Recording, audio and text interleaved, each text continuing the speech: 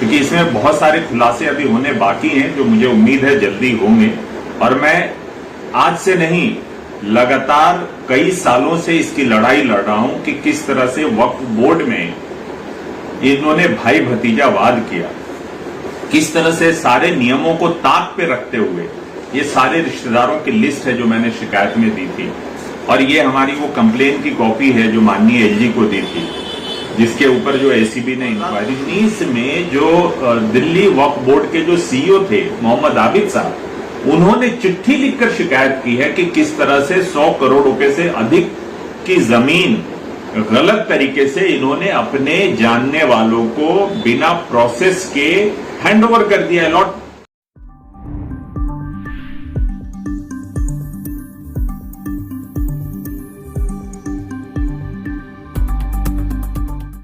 Sir, आपको ये पता होगा कि यहाँ ओखला विधानसभा के जो अमानतुल्लाह खां थे एमएलए और ये वक्फ बोर्ड के चेयरमैन, यहाँ कल छापे मार के इनको गिरफ्तार कर लिया जाता है, इस पर आप क्या कहेंगे?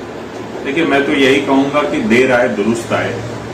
जो शिकायत मैंने 11 जुलाई 2019 को किया, अब जाके दिल्ली सरकार और एंटी करप्शन ब्रांच नींद से जागी है और ये कार्रवाई की है, तो मैं तो स्वागत करता हूं और यही कहूंगा कि अभी इब्तिदाई इश्क है, रोता है क्या, आगे आगे देखिए होता है क्या, क्योंकि इसमें बहुत सारे खुलासे अभी होने बाकी हैं जो मुझे उम्मीद है जल्दी होंगे। और मैं आज से नहीं, लगातार कई सालों से इसकी लड़ाई लड़ रहा हूं कि किस तरह से वक्फ बोर्ड में इन्होंने भाई भतीजावाद किया, किस तरह से सारे नियमों को ताक पे रखते हुए ये सारे रिश्तेदारों की लिस्ट है जो मैंने शिकायत में दी थी, और ये हमारी वो कंप्लेन की कॉपी है जो माननीय एलजी को दी थी, जिसके ऊपर जो एसीबी ने इंक्वायरी शुरू की है। तो मैं तो यही कहूंगा कि देर आए दुरुस्त आए और तुरंत जांच होना चाहिए, और जो गुनहगार है उन सबको इसमें सजा मिलनी चाहिए। और सिर्फ ये मैंने नहीं शिकायत की थी, जो उस वक्त 2019 में जो दिल्ली वक्फ बोर्ड के जो सीईओ थे मोहम्मद आबिद साहब, उन्होंने चिट्ठी लिखकर शिकायत की है कि किस तरह से 100 करोड़ रुपए से अधिक की जमीन गलत तरीके से इन्होंने अपने जानने वालों को बिना प्रोसेस के हैंडओवर कर दिया, अलॉट कर दिया। तो इन सब की जांच होनी चाहिए और दूध का दूध पानी का पानी दिल्ली वालों के नजर में आना चाहिए कि किस तरह से जो हमारे बुजुर्गों ने वक्फ बोर्ड के लिए वक्फ किया था, किस तरह से जो हमारे बुजुर्गों ने ये सपना देखा था कि ये वक्फ बोर्ड का जो पैसा है हमारे ऊपर खर्च किया जाएगा, जायज जगह खर्च किया जाएगा। आज उसी वक्फ बोर्ड के खजाने पे किस तरह से अमानत में खयानत किया जा रहा है, ये सबके सामने आज नजर आ रहा है। और उम्मीद करता हूं कि जल्द ही इसमें और खुलासे होंगे और जो बाकी दोषी जो अभी घूम रहे हैं उनको भी सजा मिलेगी और जेल के पीछे होंगे। तो मेरे एक सवाल और है कि जब ईडी और ये जो एसीबी जो है ये लोग जांच करते हैं तो आपकी पार्टी के जो लोग हैं वो ये कहते हैं कि ये गलत है, गलत हम पे इल्जाम लगा रहे हैं। अब अगर इन पे हुआ है तो आप इसको सही ठहरा रहे हैं। देखिए, आज के दिन में इस तानाशाही सरकार और मोदी जी के खिलाफ कोई एक शख्स और एक लीडर लड़ रहा है तो वो है राहुल गांधी, और राहुल गांधी को बार बार तंग किया जा रहा है। विपक्ष में अगर सबसे मजबूती से कोई भाजपा और संघ से लड़ रहा है तो राहुल गांधी उसका नाम है, न कि अरविंद केजरीवाल, जो कि संघ और भाजपा के बी टीम की तरह उनके गोद में बैठा हुआ है। दूसरी बात, आप नेशनल हेराल्ड के मामले की तरफ इशारा करते हैं तो देखिए, ये वो अखबार है जो देश की आजादी की लड़ाई में जितने भी हमारे दीवाने थे, मतवाले थे आजादी के, उनकी आवाज बनकर उनकी आवाज को ये छापते थे। ये वो अखबार है जिसपे भारत उस वक्त की जो अंग्रेज सरकार थी, तानाशाह सरकार थी, उन्होंने बैन लगाया था। उसको लेकर आज ये जांच कर रहे हैं तो बेशक जांच करें, वो सिर्फ और सिर्फ पॉलिटिकल जांच है, वो भ्रष्टाचार का मामला नहीं है। इसमें मैं खुद शिकायत करता हूं और मैंने पूरा सबूत इकट्ठा करके दिया है इनको कि किस तरह से भाई भतीजावाद दिल्ली वक्फ बोर्ड में हुआ है। और सिर्फ वक्फ बोर्ड में सिर्फ भाई भतीजेवाद नहीं हुआ है, जो अपॉइंटमेंट के लिए कमेटी बनाई गई थी, मैं तो कहता हूं उसकी भी जांच होनी चाहिए। और ये भी जांच होना चाहिए कि किस तरह से दिल्ली दंगों के बाद जो चंदा इकट्ठा किया गया, उन पैसों का क्या हुआ, उसकी भी जांच होनी चाहिए। तो इसीलिए मैं कह रहा हूं ये अभी इब्तिदाई इश्क है, अभी तो शुरुआत है। और जो आम आदमी पार्टी और अरविंद केजरीवाल कहता था कि इन्होंने कोहिनूर को इकट्ठा किया, इनके विधायक जितने हैं ये कोहिनूर है और कट्टर ईमानदार है, बार बार साबित हो रहा है कि ये कट्टर भ्रष्टाचार और कट्टर बेईमान लोग हैं। आए दिन कोई ना कोई इनका विधायक या मंत्री जेल की सलाखों के पीछे होता है। अभी सर आपने एक चीज और कही कि नौकरी के अपने रिश्तेदारों को दी, वो सर किस वजह से आप कह रहे हैं? क्योंकि एक अगर जॉब खाली होती है तो उसमें बाहर का और घर का कोई भी जो है बेरोजगार वो आ सकता है। देखिए, अगर इंटरव्यू में पास होता है वो बिल्कुल आ सकता है, अगर वो इस काबिल है कि इंटरव्यू ईमानदारी से फेस करके प्रॉपर तरीके से अप्लाई करे और इंटरव्यू हो और आए तो हमें कोई दिक्कत नहीं। लेकिन अगर आप पूरे इस प्रोसेस को देखेंगे, तरीके को देखेंगे, जिस तरह से भर्ती हुई है, आपको जान के ताज्जुब होगा 26 फरवरी को वैकेंसी आती है, 1 और 2 तारीख को इंटरव्यू होता है। 26 फरवरी मतलब 28 दिन का महीना होता है फरवरी। आप 2 दिन बाद इंटरव्यू करते हैं और तीसरे दिन रिजल्ट निकाल देते हैं। इसका मतलब आपको पता है कि किसको अप्लाई करना है, क्योंकि उसकी ठीक से पब्लिसिटी नहीं है। भाई वक्फ बोर्ड में सिर्फ यहाँ के मुसलमानों का नहीं बल्कि पूरे देश के मुसलमानों का हक है, वो सबके लिए होता है, सबको मौका मिलना चाहिए अप्लाई करने का। आप जामिया में अगर कोई स्टूडेंट के लिए भी अगर किसी कोर्स में एडमिशन के लिए कोई फॉर्म निकलता है तो शायद आपको पता होगा 10 दिन, 15 दिन, 20-20 दिन फॉर्म निकलता है। आप सिर्फ 2 दिन के लिए वैकेंसी खोलते हैं, तीसरे दिन इंटरव्यू करते हैं। तो बाहर के लोग, यूपी और बिहार के लोग, उन्होंने क्या गलती की है? तो साफ साफ आप अपने रिश्तेदारों को भर्ती करने के लिए, और जो एक रिक्रूटमेंट बोर्ड बना उसमें कौन कौन मेंबर है इसकी भी जांच होनी चाहिए। आपको पता चल जाएगा कि ये किस तरह से पूरे सिस्टम को, अपने भाई भतीजावाद को भर्ती करने के लिए एक फर्जी रिक्रूटमेंट बोर्ड बना था, जिसमें ओखला के विधायक और वक्फ बोर्ड के चेयरमैन अमानत साहब के रिश्तेदार भी मौजूद है उसमें। तो साफ नियत आपकी गलत थी, चोरी करना था, आपकी नियत ही पहले से ही चोरी करना था। अगर कोई अपनी काबिलियत के बलबूते आ जाए हमें कोई आपत्ति नहीं है, लेकिन ये काबिलियत के बदले नहीं है, भाई भतीजावाद और फेवर किया गया है। और यही मैं लगातार कह रहा हूं कि सिर्फ उन्होंने अप्लाई करने में नहीं चोरी कराई, बल्कि जो रिक्रूटमेंट बोर्ड बना है उसमें भी कहीं ना कहीं फेवर किया गया। मैं कहना चाह रहा था, जो कल एसीबी की रेड पड़ी है महतुल्लाह और उनके साथियों के साथ, तो उसमें ये जो भाई भतीजावाद जो है उसका क्या लेना देना है? उसका यही तो लेना देना है। एंटी करप्शन तो मतलब ये मारेगी ना, उनके पास भ्रष्टाचार हुआ, कहीं से पैसा आया, इसमें पैसा था।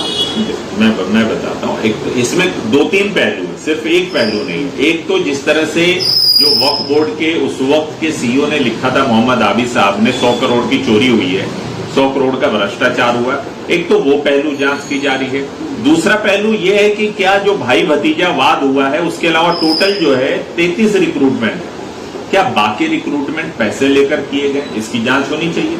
और भाई भतीजावाद आपको जिम्मेदारी मिली है, पूरे कौम और मिल्लत ने एक वक्फ बोर्ड बनाया, उसकी जिम्मेदारी, उसका सरबराह आपको बनाया, और आप कौम और मिल्लत का दर्द न लेकर भाई भतीजा का दर्द है आपके दिल में कि उनको सेट कर दें, उनको सैलरी मिले, बाकी जो जरूरतमंद है, जो काबिल है, उनको नहीं मिले, तो ये भ्रष्टाचार नहीं है? ये भी तो भ्रष्टाचार है। कितने लोग अपने जो रिश्तेदार हैं, कितने का आपके पास कोई लिस्ट है? जी, मेरे पास जो मैंने तब तक जो इकट्ठा किया था, ये 8 लोगों की मेरे पास लिस्ट है। टोटल 33 लोगों का रिक्रूटमेंट हुआ था, जिसमें 8 तो ये वो हैं जो बिल्कुल अमानत के सगे रिश्तेदार हैं और सारे के सारे अगवानपुर से हैं, एक भी अगवानपुर के बाहर का नहीं, सभी अगवानपुर के हैं।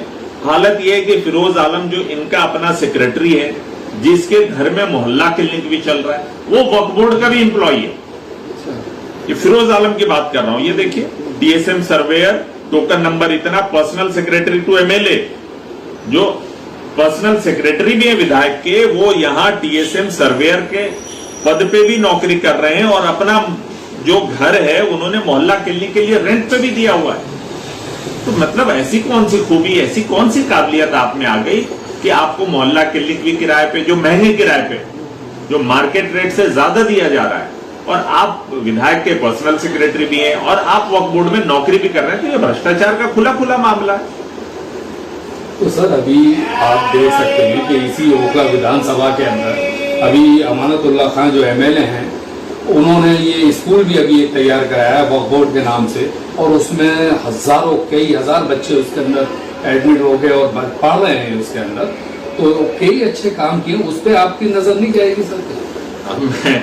आपने इतनी अच्छी बात कही, क्योंकि मैं विपक्ष का नेता हूं, मैं अगर उसकी स्कूल की भी पोल खुलूंगा तो आप कहेंगे कि आप तो विपक्ष में, आपका काम है हंगामा करना।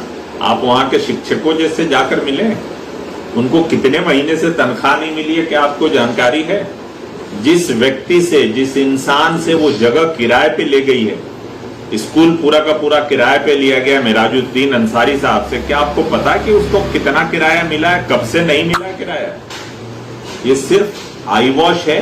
ये वक्फ बोर्ड का पैसा एक जरिया बना रखा है इन्होंने भ्रष्टाचार करने का।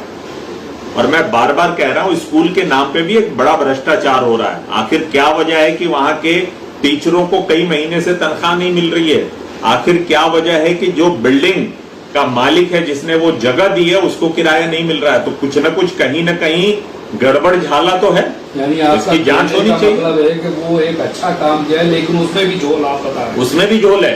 इन्होंने क्या वादा किया था, हम कितने स्कूल खोलेंगे, क्या हुआ उन वादों का? और आज मैं कह रहा हूं, ये दिल्ली वक्फ बोर्ड का स्कूल नहीं है।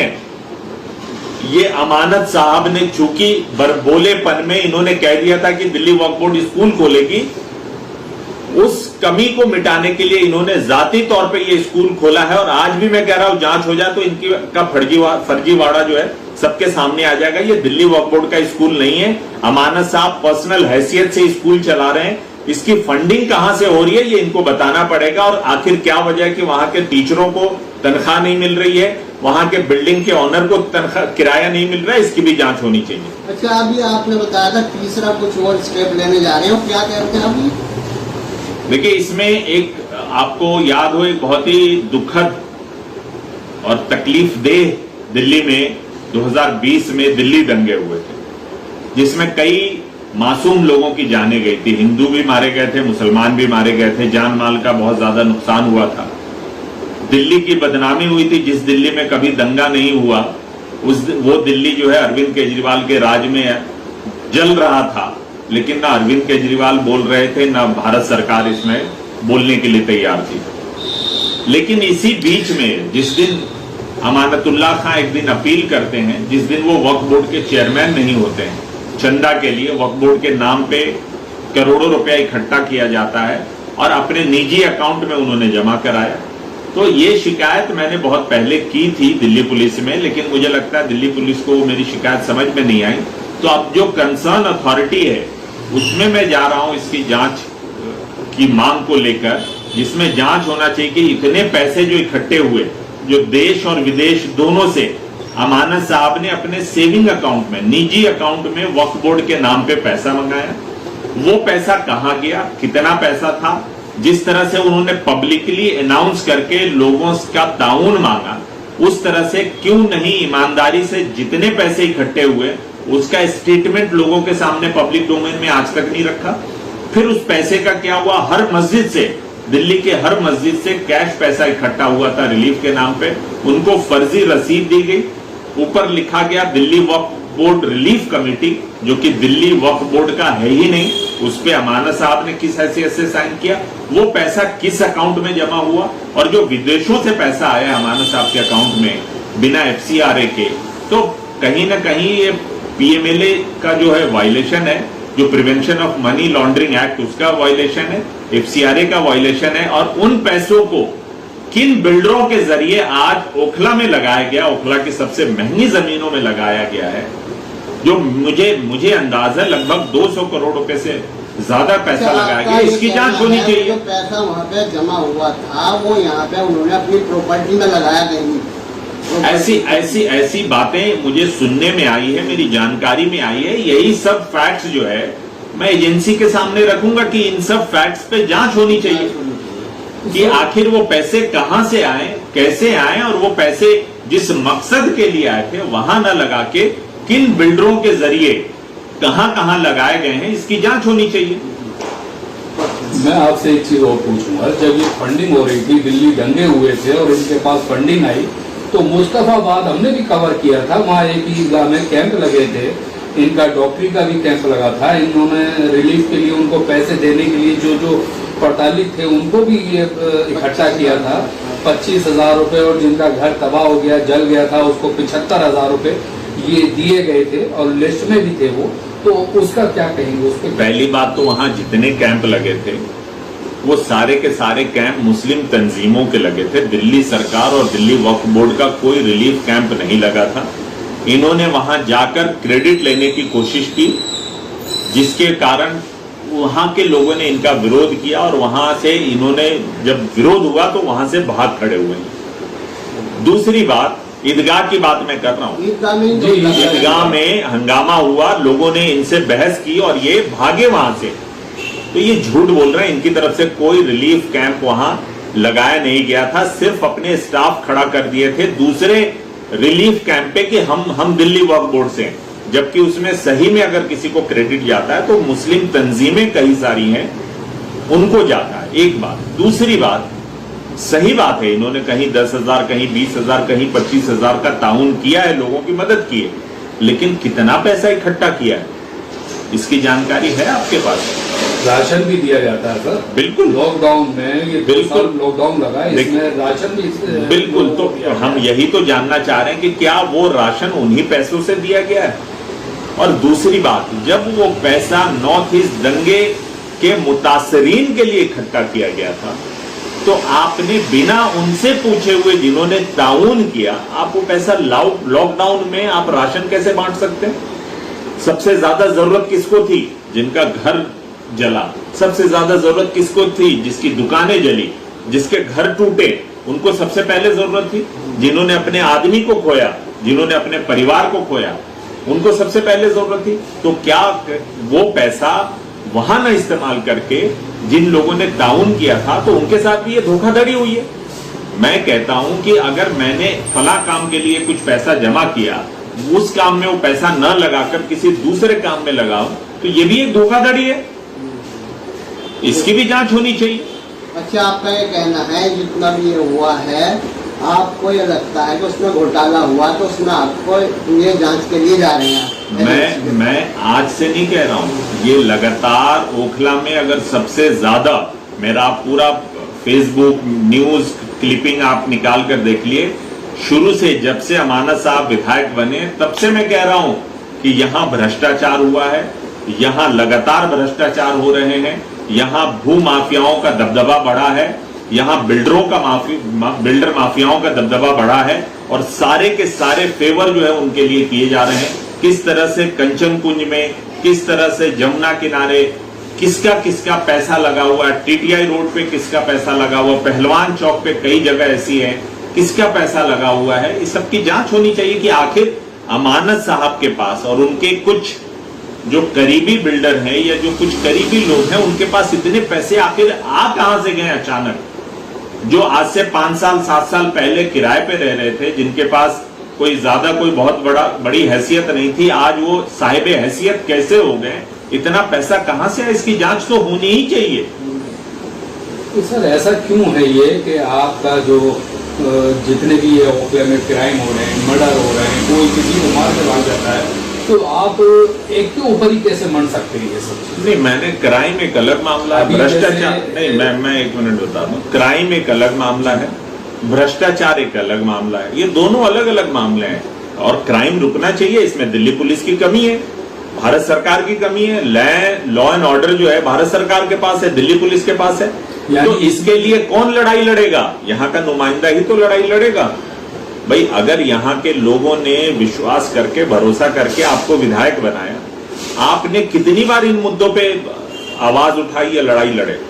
कितनी बार आप थाने का घेराव किया? आपने कितनी बार डीसीपी के घेराव किया कि लॉ एंड ऑर्डर बहुत खराब है, आए दिन मर्डर हो रहे हैं यहाँ पे? इसकी आवाज कौन उठाएगा? अगर अमानत साहब उठाते तो मैं भी उनके साथ होता। यानी पुलिस प्रशासन यहाँ पे उसकी ढील भी एक तरह से समझ सकते हैं, तो वो कमजोर पड़ रही है क्राइम को रोकने में। देखिए, जब नुमाइंदा कमजोर होगा और नुमाइंदे की पकड़ जो है एजेंसियों पे कम होगी तो ये दिन देखनी पड़ेगी। आज इससे पहले जब कांग्रेस की सरकार थी तब तो इस तरह का माहौल नहीं था, इस तरह का रवैया नहीं था दिल्ली पुलिस का। कहीं ना कहीं एक जवाबदेही थी नुमाइंदे के प्रति, चुने हुए विधायक के प्रति। आज चूंकि चुना हुए विधायक का अपना किरदार ही खत्म कर लिया इन्होंने, जो भ्रष्टाचार में, पैसे के मामले में, छोटे छोटे क्राइम में, महिलाओं से के कई सारे ऐसे क्राइम है जिसमें ये जेल जा चुके हैं। तो जब आपका किरदार ही खत्म हो जाए, आपका वजन ही खत्म हो जाए, तो फिर न दिल्ली पुलिस पे आपका असर होगा, न दूसरे एजेंसियों पे आपका असर होगा। तो ये तो खुद हमें भी सोचना चाहिए, ओखला की आवाम को भी सोचना चाहिए कि हमें अपना नुमाइंदा किसको चुनना और कैसा चुनना है। परवेज साहब यहाँ पे बैठे हुए थे और यहाँ परवेज साहब से हमारी बात हुई। ये दिल्ली कांग्रेस पार्टी के ये प्रवक्ता हैं यहाँ पर और मीडिया प्रभारी भी हैं। इनसे अभी हमारी बात हुई यहाँ ओखला विधानसभा के MLA साहब को लेके और भी बातों पर चर्चा हुई। इसी के साथ मैं अहमद, ज़ियान न्यूज़ एक्सप्रेस।